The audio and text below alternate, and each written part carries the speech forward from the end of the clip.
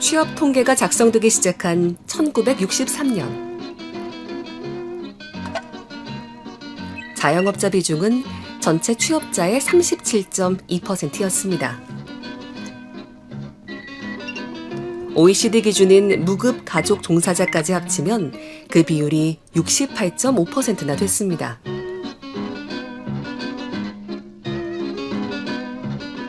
그 당시에는 사실 기업이 많은 건 아니었거든요. 그렇게 되면은 자영업의 어떤 비즈니스에 이런 기회가 사실 많아져요. 식당이고 여러 가지 이런 사업 기회가 많았고요. 그 비중은 점점 줄어 지난해 처음으로 20% 아래로 떨어졌습니다. 시장 환경이 많이 바뀌었죠. 대형 유통업체가 성장률이 빠르게 진행이 됐고 시장 지배율이 높아졌고 이러면서 또 골목 상권은 아무래도 작은 이런 가게들은 문을 닫을 수밖에 없는 이런 상황에 자꾸 몰렸었고요. 식당들도 전반적으로 프랜차이즈가 이게 또 성장을 하면서 대형화 규모화가 많이 이루어졌죠. 자연적으로 이제 줄을 수밖에 없는 상황이다. OECD 통계 기준으로는 23.2%로 33개 나라 가운데 7위. 주로 개발도상국과 함께 상위권에 위치해 있습니다. 주요 선진국과 비교하면 여전히 비중이 높습니다.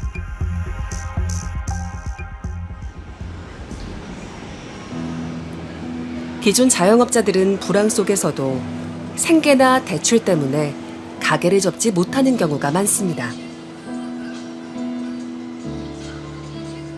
대출 상환 때문에 폐업 못하고서 계속 연장하시는 분 많아요. 전화해가지고 소장님 이거 어려운데 이거 은행 대출 때문에 폐업도 못하고 그렇다고 임대료는 계속 물려있고 그래서 보증금 다 까먹는데 어떻게 해야 됩니까? 이렇게 문의도 많이 와요.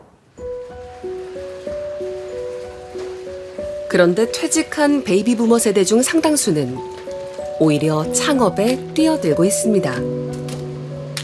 요식업은 처음이에요.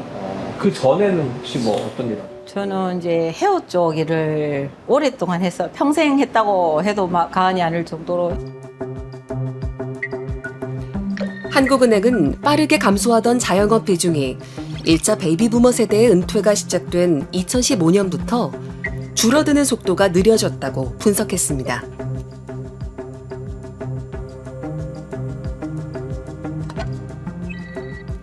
실제로 이 기간 동안 40대 이하 비중은 점점 줄어든 반면 50대 이상 고령층은 크게 늘어 전체의 약 3분의 1을 차지하고 있습니다.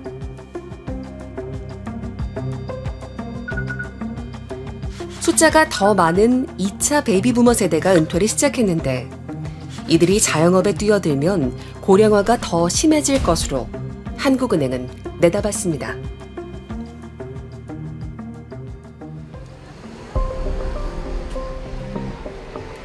하지만 준비되지 않은 창업은 위험합니다. 90년대 IMF 그 시절 밑으로 더 내려갔다 얘기를 하고 있어요. 그러니까 저희가 컨설팅하는 입장에서 보면은 올 겨울까지는 더 떨어질 것 같다. 지금 이렇게 예상하고 있습니다. 보통 우리 일반 창업자들, 소상공인 같은 경우는 1억 미만 창업이란 말이에요. 그럼 내가 아이템을 찾아서 점포를 찾을 수가 없어요. 점포 비용이 비싸기 때문에. 그러면 저렴한 점포를 찾고 그 점포에 맞는 아이템을 찾아야 되는 거예요. 역으로. 제일 많이 하는 창업 중에 하나가 카페 창업. 시군구청에서 카페 바리스타 교육도 무료로 해주고 막 하다 보니까 자기의 생계가 아닌 어떤 취미 형태로 생각했던 거예요. 근데 막상 창업하고 나니까 뭐예요? 인건비부터 계속 나가야 될 부분이 생기니까 어려움을 호소하다가 폐업하는 거예요. 최근 1년 동안 대출을 받은 자영업자는 유독 60대 이상에서만 6만 명 가까이 늘었습니다.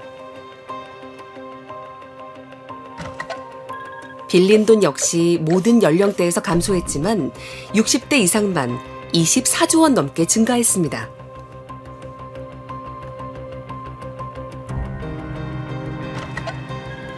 최근 1년 새 채무 불이행이 된 자영업자는 60대 이상 고령층에서 증가폭이 가장 큽니다.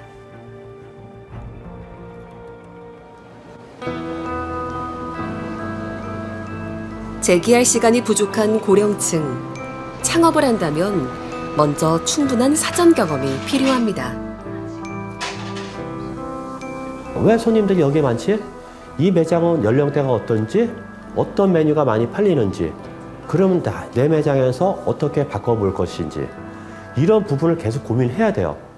사회적인 경험을 더 쌓는 게 좋습니다. 얘기 드리고, 가급적이면 전문 분야를 살려가지고 취업이라도 하시는 게 가장 좋습니다라고 얘기 드리고 있어요. 상권을 따질 때도 주변 상인이나 부동산 등에만 의존하면 낭패를 보기 쉽습니다. 사실 2015년에 저희가 그 친구가 무국적 주점을 창업을 하면서 제가 데이터를 전공을 하고 있다 보니까 제가 그때 이제 시중에 나와 있는 다양한 상권 분석 서비스랑 그리고 데이터들을 모아서 익선동에 창업을 하게 됐습니다.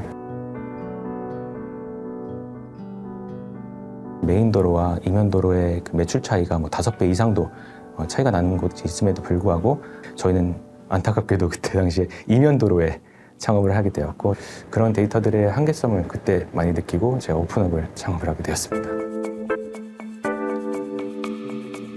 실제로 강남구에서 분식업장의 평수를 저희가 다 나열을 해서 그걸 3등분을 해서 소형, 중형, 대형이 어느 정도 규모인지 기준을 나눠서 제공을 해드리고 있는 거고요.